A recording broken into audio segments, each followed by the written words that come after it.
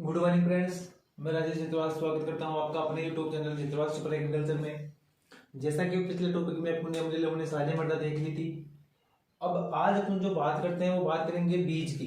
बीज की श्रेणियां क्या होती है, बीज का प्रकार देखते हैं, बीज की डोरमेंसी क्या होती है, बीज कहते किसे हैं। तो स्टार्ट करते हैं बीज। देखो फर्स्ट अपन बीज की जो डेफिनेशन देखते हैं, परिभाषा।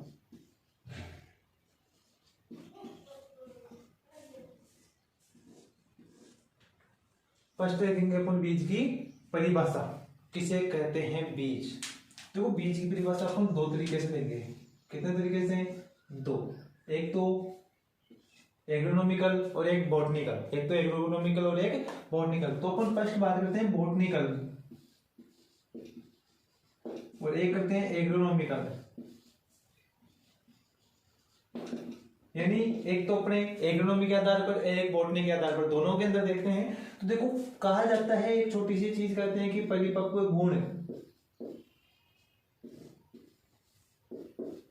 कोई भी परिपक्व गुण होता है वही क्या कहलाता है, बीज कहलाता है। अगर परिपक्व गुण बीज कहलाएगा तो भी बीज ही। बीज की परिभाषा तो ये भी होती है कि परिपक्व गुण बीज कहलाता है, पर बात करें तो ये कैसी है, बॉटनिकल है। कैसी है? बॉटनी के आधार पर है। अगर एग्रोनॉमी के आधार पर अपन बात करते हैं तो कहते हैं कि पादप होता है, कोई भी जो पादप होता है उस पादप का कायिक भाग, उस पादप का क्या होना चाहिए, कायिक भाग, जो समान पौधा तैयार कर सकता हो। जो क्या कर सकता हो, जो समान पौधा तैयार कर सकता हो।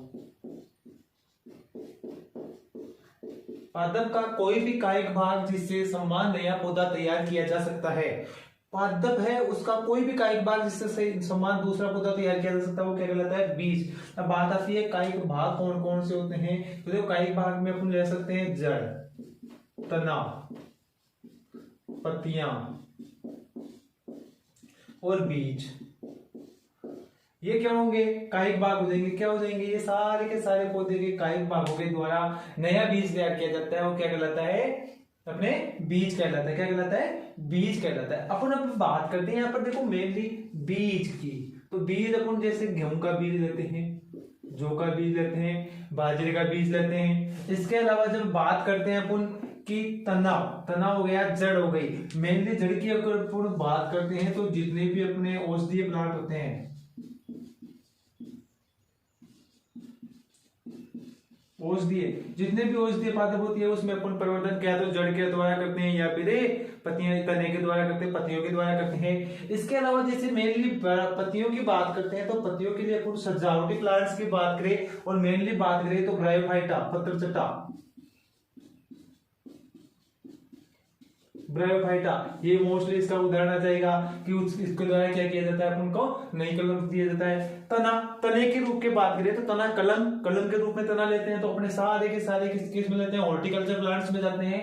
तो मेनली एग्रीकल्चर के हिसाब से परिभाषा क्या हो जाएगी, पादप का कोई भी कायिक भाग जिसे जड़, तना, पत्ती के द्वारा नया पादप तैयार किया जाता है तो क्या कहलाता है, बीज कहलाता है। और बॉटनी के आधार पर परिपक्व गुण क्या कहलाता है, बीज। अब देखो नेक्स्ट अपन जो बात करते हैं बीज की, वो मेनली बात करते हैं बीज की कौन कौन सी संस्थाएं हैं। बीज की प्रमुख संस्थाएं कौन कौन सी है। देखो बीज की संस्थाओं की बात करते हैं तो फर्स्ट है एनएससी, दूसरी आती है वो आती है आरएसएससी, थर्ड अपन बात करते हैं वो सीड एक्ट, और एक सीड एक्ट के बाद में आती है स्टार, और एक अपन को पूछ लिया जाता है सीड पॉलिसी।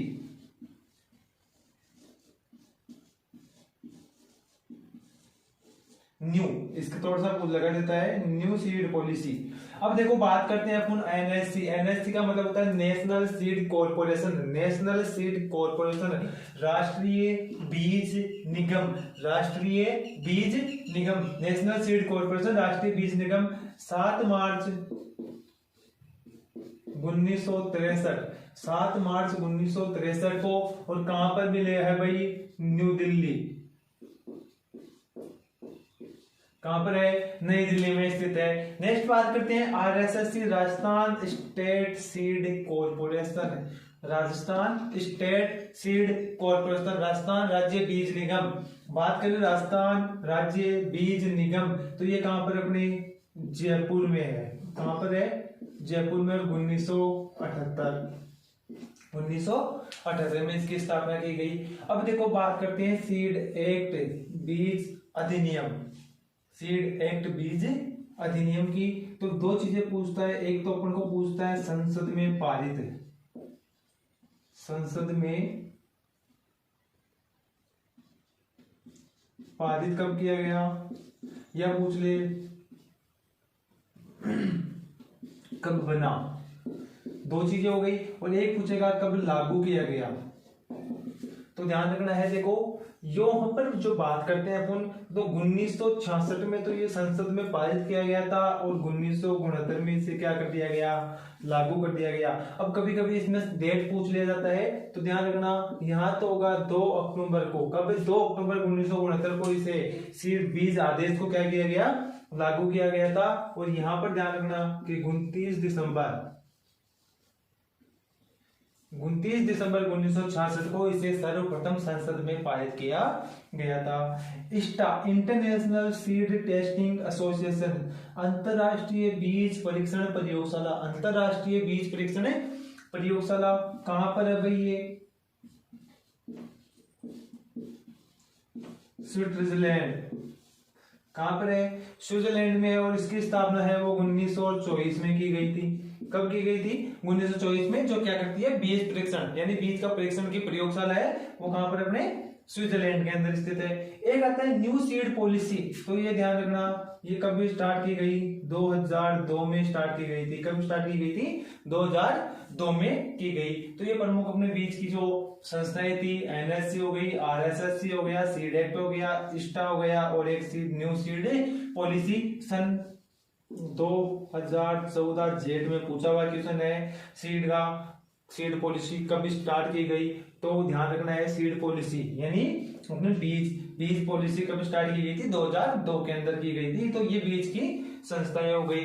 नेक्स्ट अपन बात करते हैं बीज की प्रमुख श्रेणियां। बीज की कौन कौन सी श्रेणियां हैं? देखो बीज की श्रेणियों की थोड़ी सी बात करते हैं। तो अपन बात करें बीज की श्रेणियां की, तो बीज की प्रमुख श्रेणियों की बात करते हैं। तो श्रेणियां,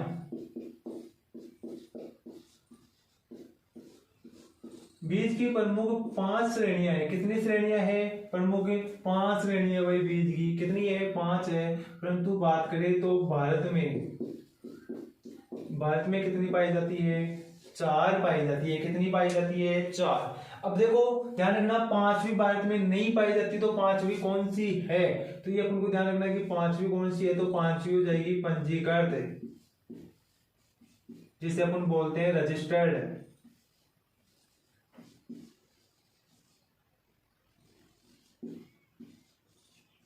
रजिस्टर्ड या पंजीकृत सीड जो भारत में नहीं पाया जाता है। अब मेनली बात करते हैं जो भारत में पाए जाते हैं, वो 4 कौन कौन सी है। चलो स्टार्ट करते हैं। देखो फर्स्ट अपन जो बात करते हैं जो भारत में पाई जाती है, वो पहली श्रेणी है, वो है न्यूक्लियर।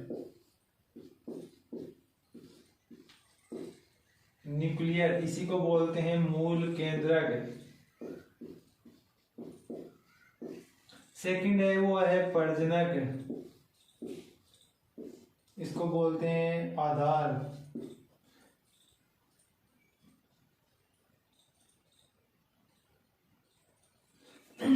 यहां बात करते हैं थर्ड है वो है अपनी फाउंडेशन, इसको बोलते हैं आधार। यहां पर थोड़ा सा भूल गया था, बिल्डर। यहां हो जाएगी आधार, और एक हो जाएगी अपनी प्रमाणित, जिसको बोलते हैं सर्टिफाइड। क्या बोलते हैं? सर्टिफाइड के नाम से जान जाता है। अब देखो बात करते हैं बीज की जो भारत में प्रमुख 4 श्रेणियां न्यूक्लियर, प्रजनक, फाउंडेशन और सर्टिफाइड जो पाई जाती है, उनकी विशेषताओं की बात करते हैं। हम क्या करते हैं? विशेषताओं की बात। तो देखो इसमें एक तो होती है अपने भौतिक शुद्धता,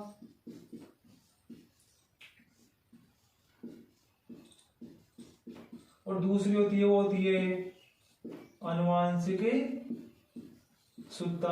देखो न्यूक्लियर और सीड होता है, उस न्यूक्लियर सीड में भौतिक सुकता 100% और आनुवांशिक सुकता 100%।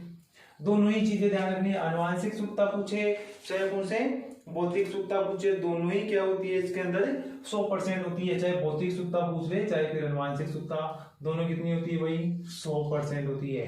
कितनी होती है 100% होती है।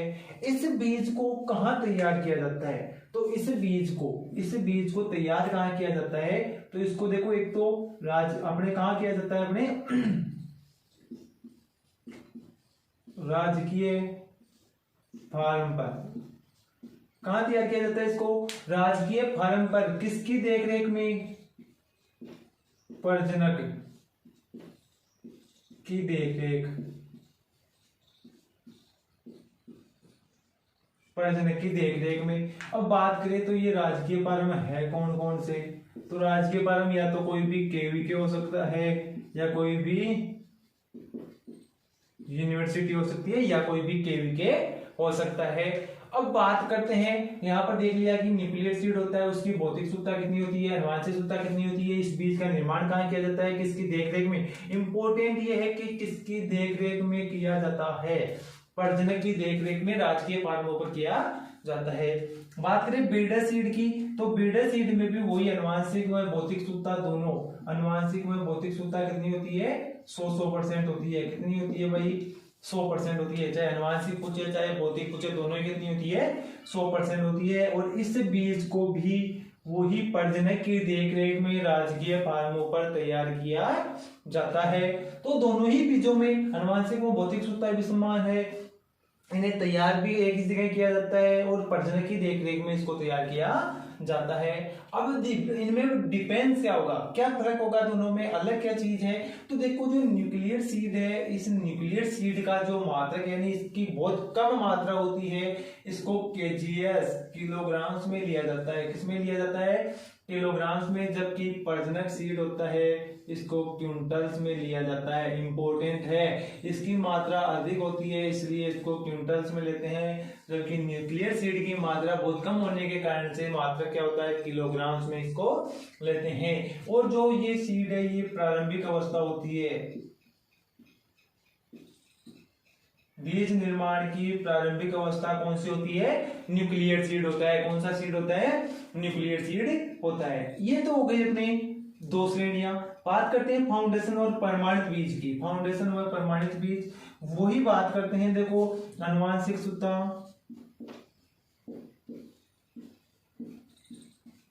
और एक भौतिक सुकता। देखो यहां बात करें तो फाउंडेशन सीड की जो आनुवांशिक सुकता होती है वो 98% से ज्यादा, जबकि भौतिक सुकता होती है वो कितनी होती है, वो भी 98% से होती है। कितनी होती है 98% होती है।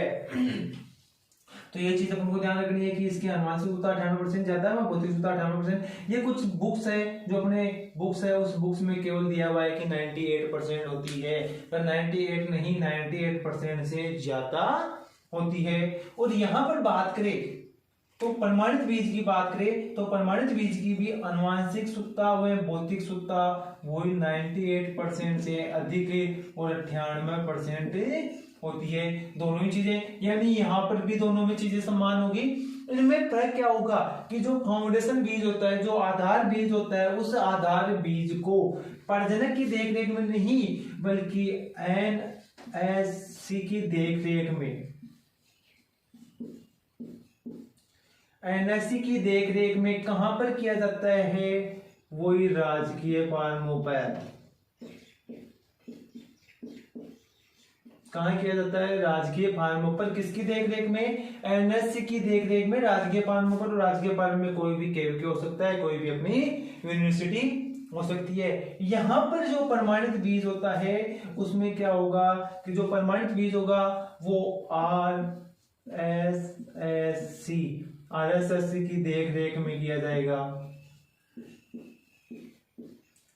यहां पर आरएसएससी की देखरेख में वही कहां पर किया जाएगा, इसका निर्माण भी राजकीय फार्मों पर।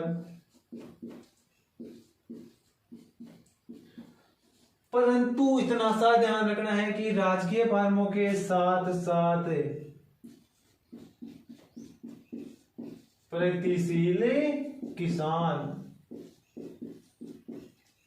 किसानों के फर्म पर,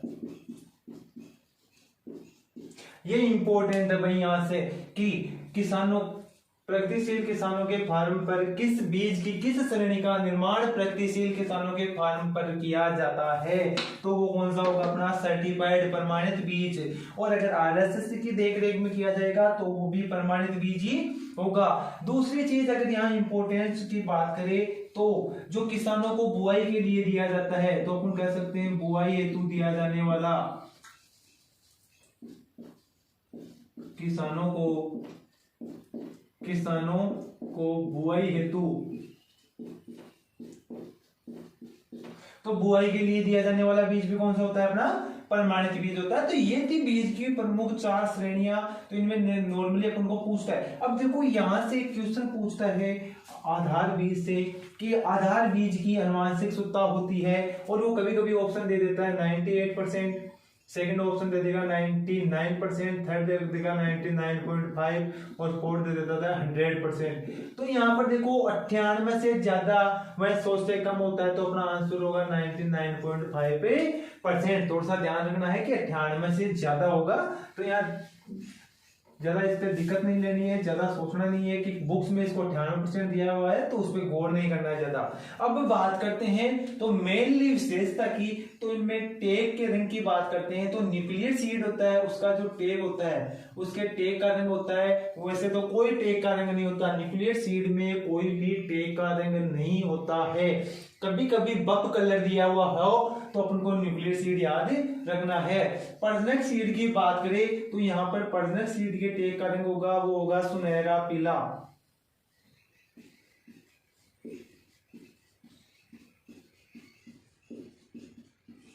सुनहरा पीला टेग का रंग कैसा होगा सुनहरा पीला। यहां पर बात करते हैं तो इसका हो जाएगा सफेद, इसके टेग का रंग कैसा होगा सफेद। और यहां पर बात करते हैं प्रमाणित की तो इसका हो जाएगा एजार ब्लू,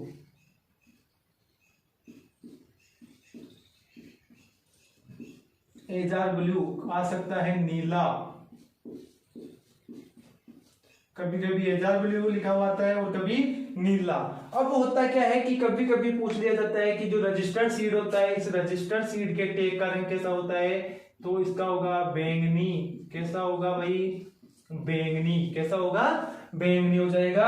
और ये हो जाएगा इसका नीला, इसका फाउंडेशन का सफेद और प्रजनक का पीला हो जाता है। अब ये अपन को मालूम है, थोड़ा सा और ध्यान रखना है कि न्यूक्लियर सीड से प्रजनक यानी न्यूक्लियर सीड की संतति प्रजनक है, प्रजनक की संतति आधार है और आधार से प्रमाणित प्राप्त होता है।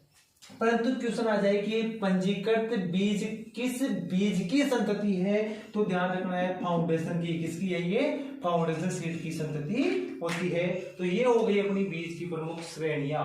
इसके बाद में अपन बात करते हैं बीज के गुण विशेषताएं, कौन कौन सी विशेषताएं बीज में होनी चाहिए।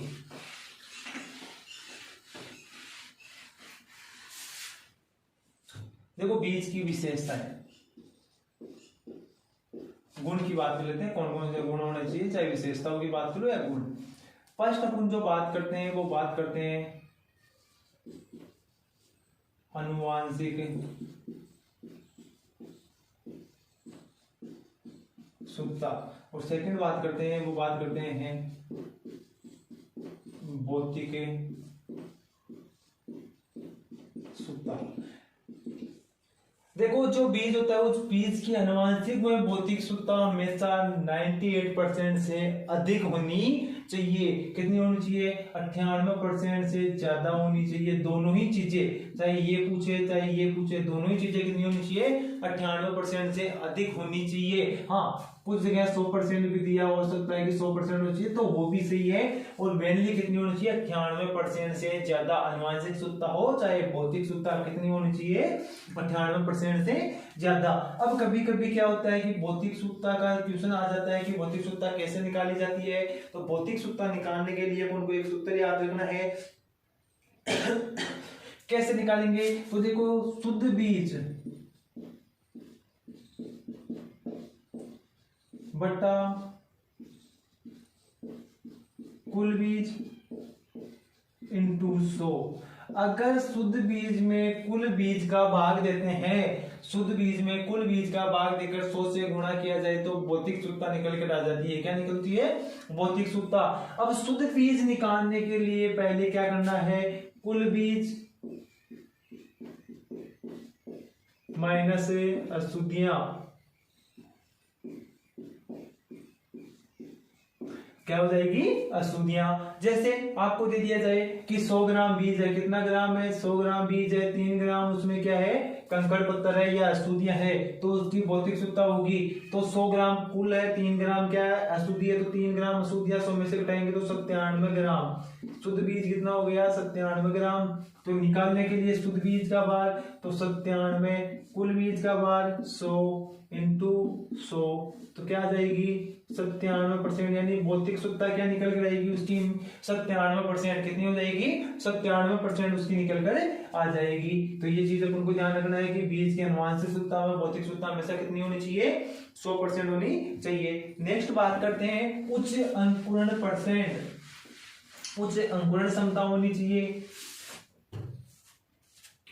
थर्ड नंबर,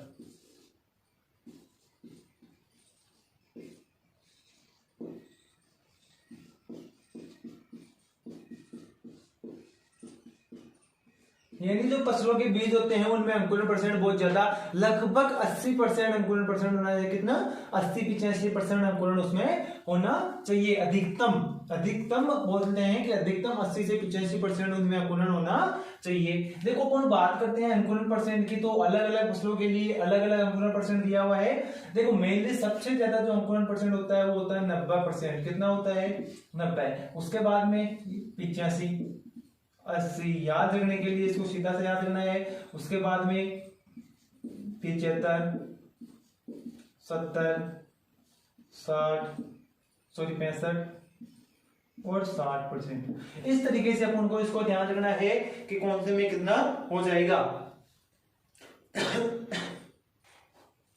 अब देखो अपन सीरियल्स की बात करते हैं। यहां पर 90% पे अपन को ध्यान रखना है ओनली एक ही फसल मक्का इंपॉर्टेंट है, बार बार पूछा जाता है। मक्का का सबसे ज्यादा अंकुरण परसेंट किस फसल में होता है? वो मक्का में होता है। अभी यहाँ पर देखो बात करते हैं सीरियल्स में, तो अपन पहले बात कर लेते हैं अपने गेहूं की। गेहूं के बाद में देखो गेहूं आएगा तो जो आ जाएगा, जो आएगी तो जई भी आएगी, और जई के साथ में आ जाएगा गन्ना। क्या आ जाएगा? गन्ना। गेहूं, जो, जई और गन्ना, इनमें कितना होता है भाई? 85% अंकुरण होता है। याद रखना है गेहूं, जो, जई और गन्ना में कितना? 85। अब 85 से नीचे 80 पे आएंगे तो सीरियल्स की बात करते हैं। तो 80 पे कौन कौन सी सीरियल्स अपनी आ जाती है? तो देखो 80 के ऊपर चलेंगे तो एक तो आ जाएगा अपना चावल, और एक आ जाएगी अपनी जवार। चावल आ जाएगा और क्या आ जाएगा यहाँ पर? जवार आ जाएगा। अगर बात करते हैं 75 के ऊपर तो टोटल दलहन आ जाएगी। यहाँ पर क्या आ जाएगी? टोटल दलहन कहाँ आ जाएगी? अपने 75 पर आ जाएगी। 70 की अगर अपन बात करते हैं तो टोटल तिलहन आ जाएगी अपनी। और अगर 65 की अपन बात करते हैं तो यहाँ पर देखो कपास, और एक हो जाएगी अपनी भिंडी। इन दोनों में जो अंकुरण होता है। और यहां पर अगर बात करें तो हो जाएगा कद्दू वर्गीय। क्या आ जाएगा अपना? कद्दू वर्गीय आ जाएगा। तो ये तो हो गई मेनली अपनी बात हो गई। इसके बाद में अपन बात करें दलहन। अब देखो अपने सीरियल्स में बाजरे की बात करते हैं। दलहन के बाद साथ में आ जाएगा अपना बाजरा। एक सीरियल ध्यान करिए, दलहन के साथ में क्या आ जाता है? यहाँ पर बाजरा आ जाता है। सभी दलहन 75% पे होती है, परंतु ध्यान रखना है एक होता है चना। क्या होता है? चना इंपोर्टेंट, अलग से ध्यान रखना। चने में अंकुरण परसेंट कितना होता है? 85% होता है। टोटल तिलहन में जो अंकुरण परसेंट होता है वो 70% होता है, परंतु एक फसल ध्यान रखना, तिल, क्या याद रखनी है, तिल में जो अंकुरण परसेंट होता है वो कितना होता है, 80% होता है। कितना होता है, 80% होता है। यहां पर देखो तिलहन आ गई, परंतु एक चीज ध्यान रखनी है अपन को, गंवार, क्या याद रखना है, गंवार के अंदर अंकुरण परसेंट जो होता है वो कितना होता है भाई, 70% होता है। कितना होता है, 70%। तो ये अलग अलग फसलों के लिए अलग अलग अंकुरण परसेंट हमें दिया गया है। कद्दू वर्ग में अपनी खीरा, ककड़ी, तरबूज, खरबूज, लौकी की सारे के सारे कद्दू वर्ग के फसलें 60% पर आ जाएगी। तो इस तरीके से अपन को सभी का अंकुरण परसेंट याद रखना है, और अधिकतम अंकुरण परसेंट होता है वो 80 से 85% होता है। कितना होता है, 80 से 85% अधिकतम अंकुरण परसेंट होना चाहिए। अब बात करें अंकुरण परसेंट निकालते कैसे हैं, तो अंकुरण परसेंट निकालने के लिए देखो अपन को क्या करना पड़ेगा। फर्स्ट चीज, एक चीज सूत्र याद रखना है, अंकुरित बीजों की संख्या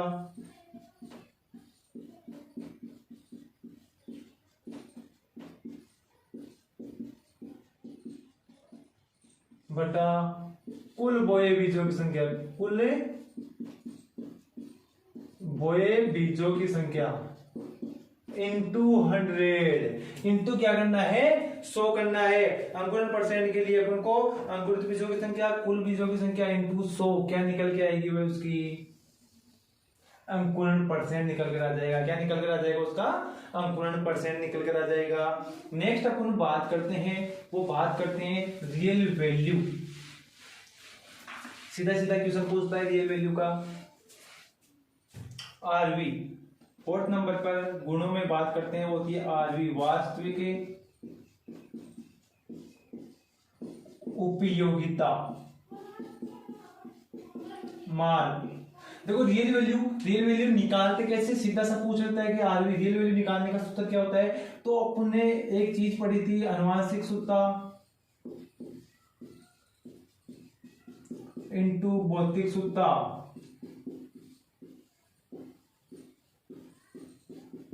डिवाइडेशन 100।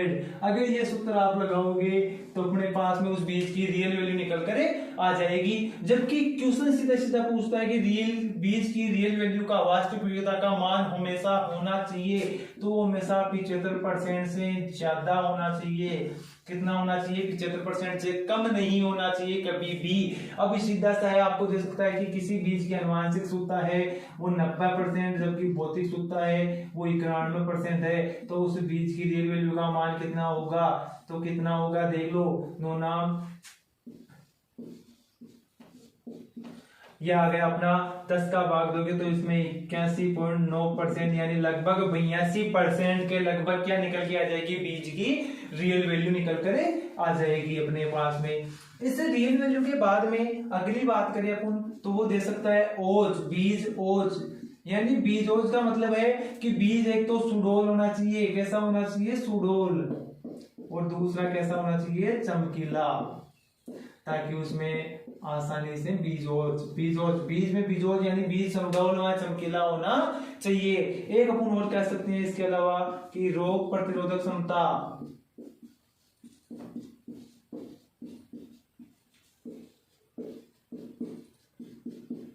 रोग प्रतिरोधक क्षमता अन्य फसलों बीजों की अपेक्षा शुद्ध बीज का, उस बीज के अंदर क्या अपन को ध्यान रखना है कि उसकी रोग प्रतिरोधक क्षमता अत्यधिक है। यानी जो बीज बुआई में काम ले उस बीज की रोग प्रतिरोधक क्षमता बहुत अधिक होनी चाहिए। तो डियर फ्रेंड्स, अपन ने देखा बीज किसे कहते हैं, बीज के इंस्टीट्यूट अपन ने देखे, उसके बाद में बीज की श्रेणियां देखी, बीज के प्रमुख गुण देखे।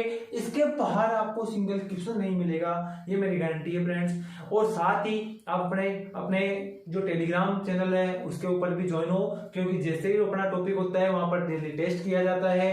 और थैंक यू फ्रेंड्स, आज के लिए इतना ही। नेक्स्ट टॉपिक जो अपना सीट का जो पार्ट रह गया वो अगले टॉपिक में देखते हैं। Thank you friends.